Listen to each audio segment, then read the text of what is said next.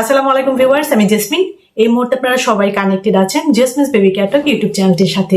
চলুন ঝটপট মূল ভিডিওটিতে যাওয়া যাক। জাপানের মা বাচ্চাকে চুপ করাতে যা করেন সেটা শুনলে আপনি অবাকই হবেন। আর স্ক্যান্ডিনেভিয়ান মায়েদের শাস্তি পদ্ধতি পুরো পৃথিবীকে বদলে দিচ্ছে। অনেক বাবা মা ভাবেন শাসন না করলে বাচ্চা মানুষ হবে না, কিন্তু মজার ব্যাপার হলো এক এক দেশে এক এক রকম শাস্তি আর তার প্রভাবও এক এক রকম।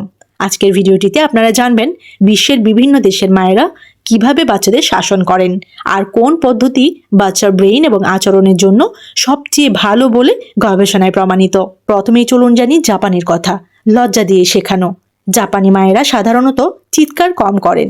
তারা বাচ্চাকে বলেন, তোমার আচরণে অন্যরা কষ্ট পেল। এতে কি হলো? এতে বাচ্চার এমপ্যাথি বা অন্যের অনুভূতি বোঝার ক্ষমতা বাড়ে।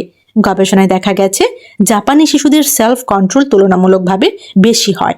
সুইডেনের কথা যদি বলি, নো হিটিং রুল। সুইডেনে বাচ্চাকে মারা সম্পূর্ণ নিষিদ্ধ। সেখানে মা বাবারা পানিশমেন্টের বদলে কাম ডিসকাশন ব্যবহার করেন। যেমন ভুল করলে বাচ্চাকে বসিয়ে বুঝিয়ে বলা হয় কেন সেটা ভুল। ফলে কি হয়? ফলে শিশুর অ্যাংজাইটি কম হয় এবং কনফিডেন্স বাড়ে। সাউথ কোরিয়া, দক্ষিণ কোরিয়ার কথা চলুন জানি। Strict discipline. কোরিয়ান মায়েরা পড়াশোনা এবং নিয়মের ব্যাপারে অনেক কঠোর। অনেক সময় স্ক্রিন টাইম বন্ধ করে শাস্তি দেন। এতে কি হয়? এতে ডিসিপ্লিন বাড়লেও অতিরিক্ত চাপ বাচ্চার মেন্টাল স্ট্রেস বাড়াতে পারে। ফ্রান্সের কথা যদি বলি, ফার্ম কিন্তু কাম। ফরাসি মায়েরা কম কথা বলে ক্লিয়ার রুলস সেট করেন। একবার না বললে সেটাই ফাইনাল। তারা পাবলিক ট্যান্ট্রাম একদম টলারেট করেন না। ফলে কি হয়? ফলে বাচ্চারা ছোটবেলা থেকেই বাউন্ডারিজ শিখে যায়। 5 নম্বরে যে কান্ট্রিটার কথা বলবো, আমেরিকা। Time out method. আমেরিকায় খুব জনপ্রিয় টাইম আউট। ভুল করলে বাচ্চাকে কয়েক মিনিট শান্ত জায়গায় বসতে বলা হয়। এতে কি হয়? এতে ইমোশনাল কন্ট্রোল শেখে বাচ্চা। তবে বেশি ব্যবহার করলে বাচ্চা ইমোশনালি দূরে সরে যেতে পারে। চলুন জানি গবেষণায় কি বলে। বিশেষজ্ঞরা বলছেন চিৎকার, অপমান বা মারধর সাময়িকভাবে বাচ্চাকে থামালেও লং টার্মে আত্মবিশ্বাস কমিয়ে দেয়। সবচেয়ে কার্যকর হলো কাম কথা বলা, ক্লিয়ার রুলস, কনসিস্টেন্ট ডিসিপ্লিন এবং ভালো কাজের প্রশংসা করা। আপনি কোন দেশের প্যারেন্টিং স্টাইল সবচেয়ে ভালো মনে করেন? কমেন্টে দেশটির নাম লিখুন। বাংলাদেশি মা রাগ করলে কি করেন জানেন? আর ইউরোপের মায়েরা এমন শাস্তি দেন যা শুনে আপনি অবাক হবেন। এক এক দেশের মা এক একভাবে বাচ্চাকে শাসন করেন। কোথাও বকা বেশি, কোথাও ইমোশনাল কথা, আবার দেখা যায় কোথাও পানিশমেন্টের বদলে ডিসকাশন। এখন আপনারা জানবেন বাংলাদেশ, ভারত এবং ইউরোপ সহ বিভিন্ন দেশের প্যারেন্টিং স্টাইল আর কোনটা বাচ্চা ব্রেইনের জন্য ভালো বলে গবেষণায় বলা হয়। বাংলাদেশের কথা যদি বলি, বকা এবং ভয় দেখানো। বাংলাদেশে অনেক মা এখনো বলেন, এটা করলে কিন্তু মার খাবে।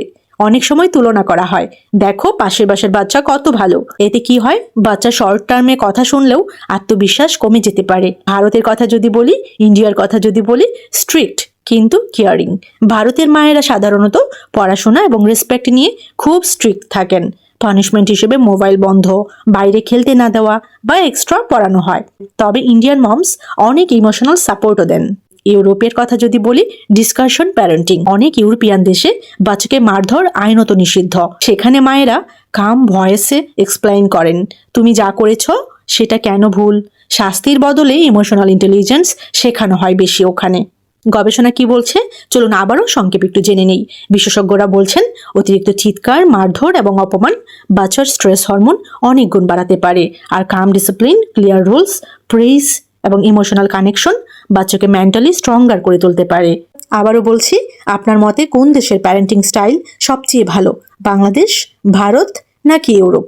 কমেন্টে আমাকে লিখুন। We were sparks on quiet streets, two hearts finding where to meet.